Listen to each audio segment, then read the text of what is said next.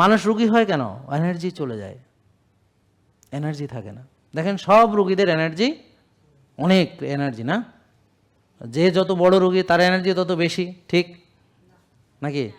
তার মানে কি, যে যত বড় রোগী সে তত দুর্বল, যে যত বড় রোগী সে তত মন খারাপ, তার তত ঘুম খারাপ, তার টেনশন তত বেশি, তার নেগেটিভ চিন্তা ততই ভরপুর, আর সে তো চলাফেরাই করতে পারে না, তার দ্বারা আর কি হবে? যদি চাকরি করে তো চাকরিতে ওই দুর্বল, কাজ আগায় না, বুঝতে পারে? ব্যবসা করলে ব্যবসা মাথায় ধরে না চিন্তা, হ্যাঁ, একটা ডিসিশন নিতে 10 বার ভাবে, স্ট্রেস মনে হয়, টেনশন মনে হয়।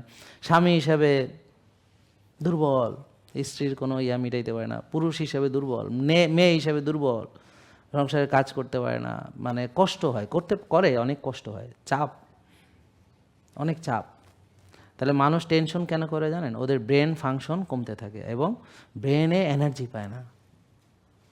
ব্রেনে এনার্জি না পেলে সে সাফার করবে, ডিপ্রেশনে থাকবে, আর সব কিছুকে চাপ মনে হবে। কারণ কি, এই চাপ নেওয়ার আসলে তার ক্ষমতা নেই। এই চাপটা নেওয়ার, ব্রেন হচ্ছে আপনার 2% অফ ইউর বডি ওয়েট। কয় পার্সেন্ট? মাত্র 2%। ব্রেনের ওজন সারা বডির তুলনায় অনলি 2%, বা 20% এনার্জি সে খরচ করে। আপনার যে এনার্জি খরচ হয় প্রতিদিন, তার 20% ব্রেন একাই খরচ করে, আর বাকি 80% দিয়ে সব কিছু চলে। হার্ট, লিভার, কিডনি, মাংসপেশি সব কিছু হলো বাকি 80% দিয়ে চলে।